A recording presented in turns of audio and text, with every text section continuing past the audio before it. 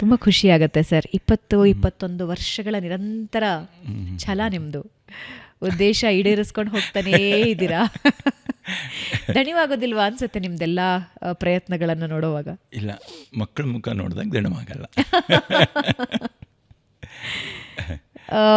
ಇಂಜಿನಿಯರಿಂಗಿಂದ ಡೈರೆಕ್ಟಾಗಿ ಈ ಕಡೆ ಬಂದ್ರಿ. ನನಗೆ ಆ ಪ್ರಶ್ನೆನ ಮತ್ತೆ ಕೇಳ್ತೀನಿ, ಅದು ಎಲ್ಲಿಂದ ಶುರುವಾಯಿತು, ಹೇಗಾಯಿತು, ಹೆಂಗೆ ಅಂತ. ಸರ್, ಒಂದು ನಿರ್ಲಕ್ಷಿತ ವಲಯ ಮಕ್ಕಳಲ್ಲಿ ನಿರ್ಲಕ್ಷಿತ ಮಕ್ಕಳು ನಿಮ್ಮ ಜೀವನದಲ್ಲಿ ಬಹಳ ಮುಖ್ಯ ಪಾತ್ರ ವಹಿಸ್ತಾರೆ. ನಿಮ್ಮ ಕಲಿಯುವ ಶಾಲೆಯ ಜೀವಗಳಾಗ್ತಾರೆ. ಹೆಂಗೆ ಸರ್, ಹೆಂಗಿದ್ದಾರೆ ಮಕ್ಕಳು ಇವಾಗ? ಎಷ್ಟು ಜನ ಇದ್ದಾರೆ ಇವಾಗ? ಒಂದು 100 ಮಕ್ಕಳಿದ್ದಾರೆ. ಅದು ಕೆಪಾಸಿಟಿನ ಹಾಗೆ. ಯಾಕೆಂದರೆ ಟೋಟ್ಲಿ ವಸತಿ ಶಾಲೆ, 32 ಹೆಣ್ಮಕ್ಳು, 68 ಗಂಡು ಮಕ್ಕಳು. ಈ ಸತಿಯಿಂದ ತುಂಬ ಜನ ಸೇರ್ಕೋಬೇಕು. ನಮಗೆ ಒಂಥರ ಬೇಜಾರು ಆಗುತ್ತೆ. ಆಗಲ್ಲ ಅನ್ನಕ್ಕೆ ಬೇಜಾರಾಗುತ್ತೆ. ಬಟ್ ಅಷ್ಟೇ ಆಗ್ತಾ ಇರೋದು. ನನಗೆ ಬಹಳ ಇನ್ನೊಂದು ಇನ್ಸ್ಪೈರಿಂಗ್ ಅನಿಸಿದ್ದು ನಿಮ್ಮ ವಿಷಯದಲ್ಲಿ, BPL ಕಾರ್ಡ್ ಹೋಲ್ಡರ್ನ ಮೊದಲ ಸಂತತಿಗೆ ನಿಮ್ಮಲ್ಲಿ ಅವಕಾಶ ಹೆಚ್ಚು ಅಂತ. ಹೌದಾ? ಹೌದು. ನೋಡಿ, ಇದು ಒಂದಿದೆಯಲ್ಲ, ಇದು ನಮ್ಮ ಸಿಸ್ಟಮ್ ಒಳಗಡೆ ಬಂದುಬಿಟ್ರೆ ಸರ್, ಏನೇನು ಅವಕಾಶಗಳಿವೆ, ಏನೇನು ವ್ಯವಸ್ಥೆ ಇದೆ, ನೀವೇನು ಅಂದ್ಕೊಂಡಿದ್ದೀರಲ್ಲ ಆ ವ್ಯವಸ್ಥೆನ ನಮ್ಮ ಸಿಸ್ಟಮ್ ಒಳಗಡೆ ತಂದುಬಿಟ್ರೆ ಐ ಥಿಂಕ್ ಎಲ್ಲ ಮನೆಯೂ ಬೆಳಗ್ಗೆ ಹೋಗುತ್ತೆ ಅಂತ ಅನಿಸುತ್ತೆ. ಒಂದು BPL, ಇನ್ನೊಂದು ಶಾಲೆಗೆ ಹೋಗಿ ಅಕಾಡೆಮಿಕ್ಸಲ್ಲಿ ಹಿಂದುಳಿದಿರಬೇಕು. ಓಕೆ, ಶಾಲೆಗೆ ಹೋಗಿ ಅಕಾಡೆಮಿಕ್ಸ್. ಇವಾಗ ನಾನೊಂದು ಹುಡುಗಿ ಹೇಳ್ತೀನಿ, ಹೆಸರು ಹೇಳೋಕ್ಕೆ ಇಷ್ಟ ಇಲ್ಲ. ಕೊಳ್ಳೆಗಾಲದ ಹುಡುಗಿ, ತಂದೆ ಇಲ್ಲ, ಚಿಕ್ಕಂದಲ್ಲಿ ಹೊಟ್ಟೋಗ್ಬಿಟ್ಟಿದ್ದಾರೆ, ತಾಯಿ ಒಬ್ಬರೇ ಇದ್ದಾರೆ, ಕೂಲಿ ಕೆಲಸ ಮಾಡ್ಕೊಂಡಿದ್ದಾರೆ. ಸೊ ಆ ಮಗುಗೆ ಜೀವನ ಬದುಕು ಕಟ್ಕೋಬೇಕಾದ್ರೆ ವಿದ್ಯೆ ಆಗತ್ತೆ. ಅವ್ರು ಶಾಲೆಗೆ ಹೋಗಿದ್ದಾರೆ, 5 ವರ್ಷ ಓದಿದ್ದಾಳೆ, ತುಂಬ ಚುರುಕಾಗಿದ್ದಾಳೆ. ಬಟ್ ನೀವು ಬರೀರಿ ಅಂದರೆ ಬರಲ್ಲ, 2+1 ಬರಲ್ಲ. ಈ ಥರ ಮಕ್ಕಳನ್ನು ಸೇರಿಸ್ಕೊಂಡಿದ್ದೀವಿ.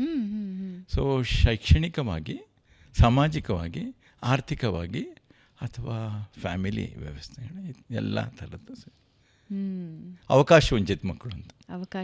ನಾನಾ ರೀತಿ ಅವಕಾಶ ವಂಚಿತ ಮಕ್ಕಳು, ನಿರ್ಲಕ್ಷಿತ ಮಕ್ಕಳು ಅಂದರೆ ಅದು ಒಂದೇ ಕಡೆಯಿಂದ ಆಗಬೇಕು ಅಂತಿಲ್ಲ. ಮನೆಯಲ್ಲೂ ಕೆಲವೊಂದು ತೊಂದರೆಗಳಿರಬಹುದು, ತಂದೆ ತಾಯಿಯಿಂದ ನಿರ್ಲಕ್ಷಿತರಾಗಿರಬಹುದು, ಸಮಾಜದಿಂದಲೂ ನಿರ್ಲಕ್ಷಿತರಾಗಿರಬಹುದು, ಅಥವಾ ನೀವು ಹೇಳಿದ ಹಾಗೆ ಶಾಲೆಗೆ ಹೋಗ್ತಿದ್ದಾರೆ ಆದರೆ ಕಲಿಕೆಯಲ್ಲಿ ಹಿಂದುಳಿದು ಹೋಗಿದ್ದಾರೆ. ಅವರಿಗೆಲ್ಲರಿಗೂ ಕಲಿಯುವ ಶಾಲೆಯಲ್ಲಿ ಒಂದು ಅವಕಾಶ ಇದೆ. ಬಹಳಷ್ಟು ಮಕ್ಕಳು ನಿಮ್ಮ ವಿಡಿಯೋಗಳಲ್ಲಿ ಮಾತನಾಡಿದ್ದನ್ನು ನೋಡ್ತಾ ಇದ್ದೆ, ಖುಷಿ ಆಯಿತು ಅವ್ರು ಮಾತನಾಡುವಾಗ. ಕೆಲವರು ಕಲಿಯುವ ಶಾಲೆಗೆ ವಾಪಸ್ ಬರಬೇಕು ಅಂತ ಹೇಳ್ತಾರೆ. ನಾವು ದೊಡ್ಡವರಾಗಿ ಏನೋ ಒಂದು ಕಲಿತು ವಾಪಸ್ ಅದೇ ಶಾಲೆಯಲ್ಲಿ ಬಂದು ಕೆಲಸ ಮಾಡಬೇಕು ಅಂತ ಅಂದ್ಕೊಳ್ತಾರೆ. ಕೆಲವರು ಪೇಂಟರ್ ಆಗಬೇಕು ಅಂದ್ಕೊಳ್ತಾರೆ, ಅಂದರೆ ಕಲಾವಿದರಾಗಬೇಕು ಅಂದ್ಕೊಳ್ತಾರೆ. ಕೆಲವರು ನಾನಾ ವಿಧದ ಕನಸುಗಳನ್ನು, ಆ ಕನಸುಗಳನ್ನು ಬಿತ್ತೋದಕ್ಕೆ ರೆಕ್ಕೆಗಳ ಅವಶ್ಯಕತೆ ಬಹಳ ಇರುತ್ತೆ ಸರ್. ಅಂದರೆ ಫ್ರೀಯಾಗಿ ನಿನಗೇನು ಅನಿಸುತ್ತೆ ಮಾಡು, ನಿನಗೇನು ಅನಿಸುತ್ತೆ ಅದ್ರ ಬಗ್ಗೆ ಕನಸು ಕಾಣು ಅನ್ನೋದಕ್ಕೆ. ಫಾರ್ಮಲ್ ಎಜುಕೇಷನ್ನಿಂದ ಆಚೆ ಬಂದು ಒಂದು ಶಾಲೆ ಕಟ್ಟಬಹುದು ಅಂತ ಬಹುಶಃ 20 ವರ್ಷದ ಹಿಂದೆ ಯಾರಾದರೂ ಹೇಳಿದರೆ ನಾವೆಲ್ಲರೂ ನಗ್ತಿದ್ವೋ, ಏನು ಕತ್ತೀವೋ. ಆದರೆ ತಾರೇ ಜಮೀನ್ ಪರ್ ಅಂತಹ ಒಂದು ಸಿನಿಮಾ ನೋಡಿದಾಗ ನಮ್ಮೆಲ್ಲರಿಗೂ ಹಾಗೂ ಒಂದು ಶಾಲೆ ಇರಬಹುದು, ಹಾಗೂ ಒಂದು ಶಾಲೆಯ ಅವಶ್ಯಕತೆ ಮಕ್ಕಳಿಗಿದೆ ಅಂತ ಅನ್ನಿಸ್ತು. ಆದರೆ ನೀವು ಆ ತಾರೇ ಜಮೀನ್ ಪರ್ನ 20-22 ವರ್ಷಗಳ ಹಿಂದೆನೇ ಕನಸು ಕಟ್ಟಿ ಅದನ್ನು ನಿಜಾನೂ ಮಾಡಿಬಿಟ್ರಿ. ಹೆಂಗೆ ಶುರು ಆಯಿತು ಜರ್ನಿ? ಇಂಜಿನಿಯರ್ ಆಗಿದ್ದವ್ರು ನೀವು, ಬೇಕು ಅಂದ್ಕೊಂಡಿದ್ದರೆ ಬ್ಯಾಂಕ್ ಬ್ಯಾಲೆನ್ಸ್ ದೊಡ್ಡದು ಮಾಡ್ಕೋಬೋದಿತ್ತು. ಹೇಳಿದ್ನಲ್ಲ, ಇಂಜಿನಿಯರಿಂಗ್ ಮುಗಿಸಿ ಒಂದು 10 ವರ್ಷ ಕೆಲಸ ಮಾಡಿದೆ ಇಂಜಿನಿಯರ್ ಆಗಿ. ಅದೇನೋ ಒಂದು ತೃಪ್ತಿ ಇರಲಿಲ್ಲ, ಒಂದು ಕೊರತೆ ಇರ್ತಾನೆ ಇರ್ತಿತ್ತು. ಏನು ಮಾಡಬೇಕು ಅಂತ ಗೊತ್ತಿರಲಿಲ್ಲ. ಸೊ ನಾನು ಅವಾಗ ಪಾಂಡಿಚೇರಿಲಿದ್ದೆ, ವರ್ಕ್ ಮಾಡ್ತಾಯಿದ್ದೆ. ನನಗಲ್ಲಿ ಯಾರೋ ಕನ್ನಡದ ಡಾಕ್ಟರ್ ರಾಮಚಂದ್ರನ್ ಸಿಕ್ಕಿರು. ನೀವು ಎಲ್ಲೂ ಖುಷಿ ಸಿಗಲಿಲ್ಲ, ಏನೂ ಮಾಡಲಿಲ್ಲ ಅಂದರೆ ನೀವು ವಿವೇಕಾನಂದ ಕೇಂದ್ರ ಸೇರು ಕನ್ಯಾಕುಮಾರಿ ಅಂತ. ನಾನು 91 ಮಾರ್ಚಲ್ಲಿ ವಿವೇಕಾನಂದ ಕೇಂದ್ರ ಕನ್ಯಾಕುಮಾರಿಲಿ ಸೇರಿ 91ರಲ್ಲಿ ಒಂದು ಸ್ವಯಂ ಸೇವಕನಾಗೆ ಅವರು ತಗೊಂಡ್ರು. ಸೊ ಏನಾಯಿತು, 91ನಲ್ಲಿ ಐ ಥಿಂಕ್ 91 ಏಪ್ರಿಲ್ನಲ್ಲಿ ಅನಿಸುತ್ತೆ ರಾಜೀವ್ ಗಾಂಧಿ ಹತ್ಯೆ ಆಯಿತು.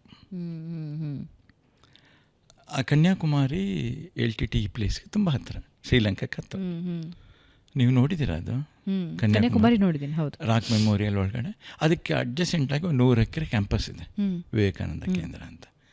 ನಾವು ಅಲ್ಲಿದ್ದು ರಾತ್ರಿ ಹೋಗಿ ಅಲ್ಲಿ ಮಲ್ಕೊಳ್ಳಿ ಅಂದರು. ರಾತ್ರಿ ಹೋಗಿ ಅಲ್ಲಿ ಕಾವಲ್ ಕಾಯಿರಿ ವಿವೇಕಾನಂದ ಶಿಲೆನ. ಸೊ ನಾನು ಇನ್ನೊಬ್ಬರು ಕಳಿಸೋರು ಸಾಯಂಕಾಲ ಅಂದರೆ it is a beautiful place ಅಂತ ನಮಗೆ ಎಷ್ಟು ಒಂಥರ ವಾತಾವರಣ ಇದೆ ಅಂದರೆ ಸ್ವಾಮೀಜಿ ತಪಸ್ಸು ಮಾಡಿದ ಜಾಗ, ವಿವೇಕಾನಂದ ತಪಸ್ಸು ಮಾಡಿದ ಜಾಗ. ನಾನು ನನ್ನ ಬಾಲ್ಯದ ಬಗ್ಗೆ ಯೋಚನೆ ಮಾಡ್ತೀನಿ, ನನಗೆ ಯಾಕೆ ನಾನು ನಾರ್ಮಲಾಗಿ ಯಾಕಿಲ್ಲ ಕೆಲಸ ಮಾಡಿ 4 ಕಡೆ ಬಿಟ್ಟಿದ್ದೀನಿ. ಪೇಪರ್ ಮಿಲ್ಸ್ ಲಿಮಿಟೆಡ್ಡು, ರಾಯಲಸೀಮಾ ಬಿಡ್ತಾ ಇದ್ದೆ. ಯಾಕೆ ಗೊತ್ತಿಲ್ಲ. ನಾನು ನಿಮ್ಗೆ ಹೇಳಿದೆ ಅನಿಸುತ್ತೆ, ಅದು ಬೇಡ ಇದು ಬೇಡ ಇದು ಬೇಡ ಏನು ಬೇಕು ಅಂತ ಗೊತ್ತಿಲ್ಲ. ಅಲ್ಲಿ ನನಗೆ ಸ್ವಲ್ಪ ಅವಕಾಶನೂ ಸಿಕ್ತು. ಆ ವಾತಾವರಣ ತುಂಬ ಚೆನ್ನಾಗಿತ್ತು. ವಿವೇಕಾನಂದ ಕೇಂದ್ರವರು ಯಾರ್ಯಾರು ಸೈಂಟಿಸ್ಟ್ ಎಲ್ಲ ಬಿಟ್ಟು ಬಂದಿದ್ದರು ಸೇವೆಗೋಸ್ಕರ. ಆ ವಾತಾವರಣ ತುಂಬ ಚೆನ್ನಾಗಿದೆ ಅದು. ಸೊ ಅಲ್ಲಿ ಯೋಚನೆ ಮಾಡ್ತಿರುವಾಗ ನನಗೇನು ಬೇಕು ಅಂತ ಯೋಚನೆ ಮಾಡ್ತಿದ್ದು ಕರೆಕ್ಟಾಗಿ ಗೊತ್ತಾಗಲಿಲ್ಲ. ಬಟ್ ಒಂದು ಥಿಂಗ್ ನಂಗೆ ಯಾವ ಏಜಲ್ಲಿ ಸರ್ ಇದು? ಐ ಥಿಂಕ್ 34 91 ಐ ಥಿಂಕ್ 33-34 ಆ ಏಜ್. ಸೊ ಅಲ್ಲಿವರೆಗೂ ಮನಸ್ಸು ತೊಯ್ದಾಡ್ತಾನೆ ಇತ್ತು, ಇದ್ರಲ್ಲಿ ನೆಮ್ಮದಿ ಸಿಕ್ತಿಲ್ಲ, ಅದ್ರಲ್ಲಿ ನೆಮ್ಮದಿ ಸಿಕ್ತಿಲ್ಲ. ಅಂದ್ರೆ ಈಗ ಸಂಬಳ ಸರಿ ಇಲ್ಲದೆ ಇರೋ ಜಾಬ್ ಸಿಕ್ಕಿದೆ ಅಂತ ಸಿಕ್ಕಿಲ್ಲ ಅಂತಲ್ಲ, ತೃಪ್ತಿ ಸಿಕ್ಕಿಲ್ಲ. ಸಂಬಳ ಚೆನ್ನಾಗಿದೆ ಆದ್ರೆ ತೃಪ್ತಿ ಸಿಕ್ತಿಲ್ಲ ಅಂತ.